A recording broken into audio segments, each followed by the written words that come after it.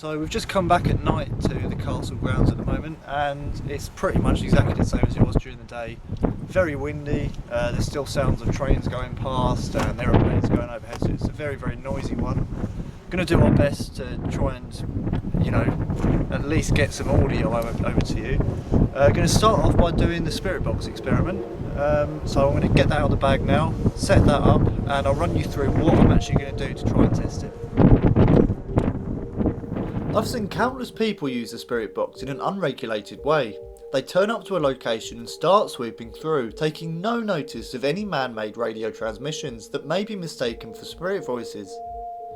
My plan is to take notes of any real radio stations, meaning that the remaining voices coming through are left as unexplained, and without further investigation, even then we can't label them as paranormal.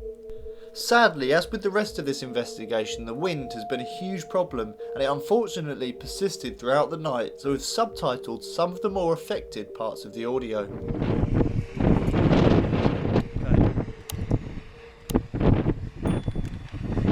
Start with the aerial pulled up. You got 5 minutes to get your entry in. So already you can also do online. Picking up the radio station, which just goes to prove it is a lot of radio coming through.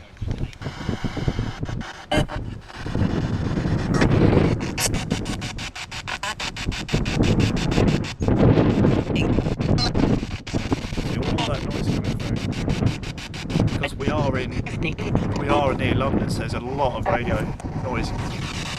Yeah. So we can't really work with this because we know that is all radio coming through. So what I'm going to do is I'm going to put the aerial down. And you see it automatically goes a lot quieter. We're just going to wait and see if we get anything through and at what frequency it comes through at. We can then mark that as a radio station.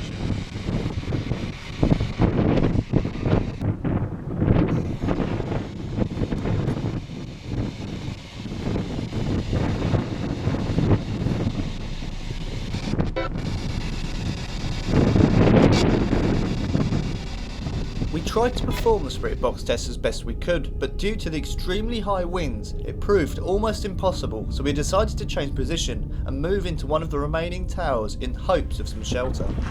So it's a little bit more sheltered in this bit. It sort of acts like a vortex in a way, there's just wind rushing around inside, but it's a little bit more sheltered than out there. So yeah, so I placed the spirit box on the ground. For the simple fact that if it's moving about, if you're holding it, you're moving it about, it may pick up different stations, different frequencies depending on when you're moving. And when we was walking over to this area, I said to Marcus, who's on camera, I said, like, people would, all that noise we had coming through earlier, people would listen to that and say that it's spirit voices coming through. There's so much radio noise in this particular area. I think because it's quite high up as well, it picks up a lot of it. So you just can't rely on it, but I want to kind of document and prove this idea that I've got, which is what I'm going to try and do now.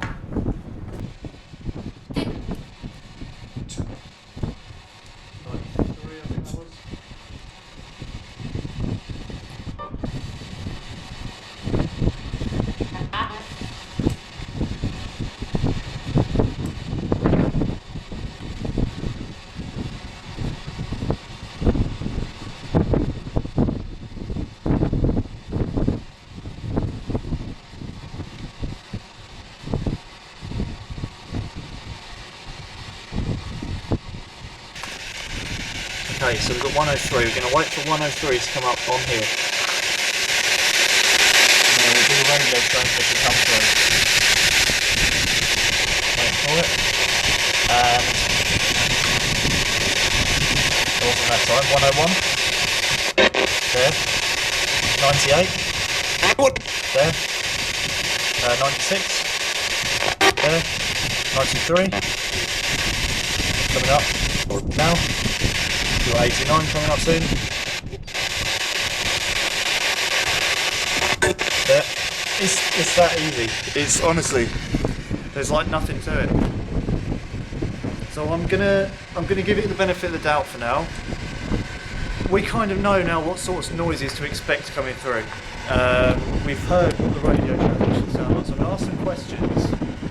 see if we can get anything that's maybe long and drawn out that comes through, or maybe some very, very clear words. I'm very doubtful. We've got to be very critical when looking at it. But I think that's the next step. Just if anyone disagrees with me at the moment, I will do it the way that they normally do it. So here we go.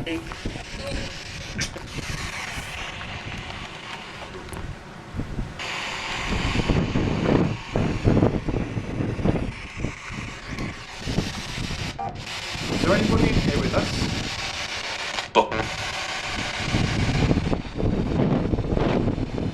Could you tell us your name?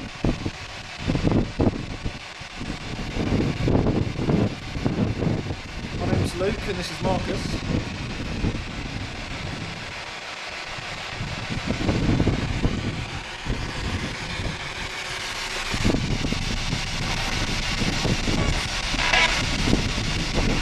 Can you say hello?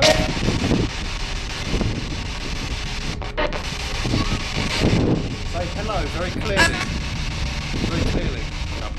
What we just received through the spirit box could be perceived by many people as a voice saying hello. However, during this session I continued to look back at the screen and the only voices or sounds that came through were where known radio transmissions were. Say hello very clearly. That's 96, I'm keeping an eye on this and it's going through all the transmissions.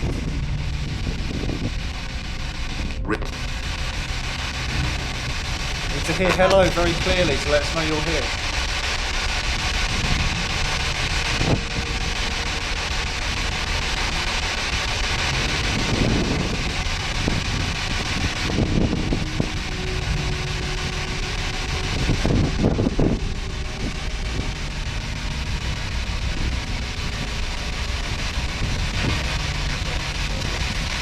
Getting nothing.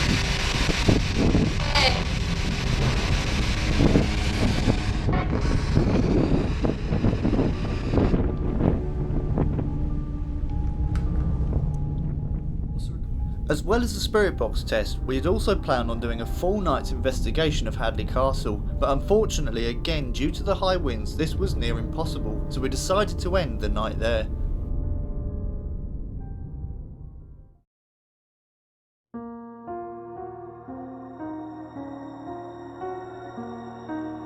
Since the investigation at Hadley Castle, I've actually gone out twice more to 2 separate locations to test the spirit box again, and both times I came back with the same results. I didn't have anything strange come through. All that I was picking up were radio transmissions, which to me says that the vast majority of stuff that does come through on these devices and similar devices as well are radio transmissions. Nothing unusual, nothing strange about them. Now, I don't want to dismiss the spirit box entirely just based on these 3 investigations.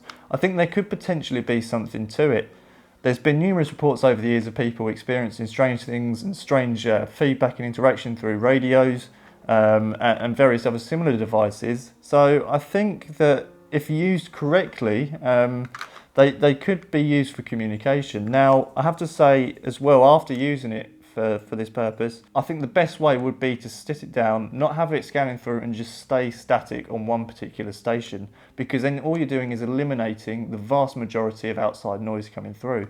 And I don't think having it scan through really would benefit in any way, because if there is any voices or sounds coming from an unknown source, why would they be coming through on different radio frequencies? They would be coming through on one particular source or one frequency. So I think that is the best way to go about it. Due to how complicated it is to set the spirit box up properly and to have it scanning through and actually mark each individual radio station, I think this is the way that if we do use it in the future that we'll go about it. We will sit it down, we'll have it on one frequency, just static, and see if anything comes through that we can't explain. And even if something does come through, we've then got to try and look at where this particular transmission comes from. You can't say straight away that it's something supernatural or anything like that. You've got to look deeper into it. And I think that's the problem that a lot of people have when using devices such as this, is that they jump at conclusions straight away, not looking into anything deeper.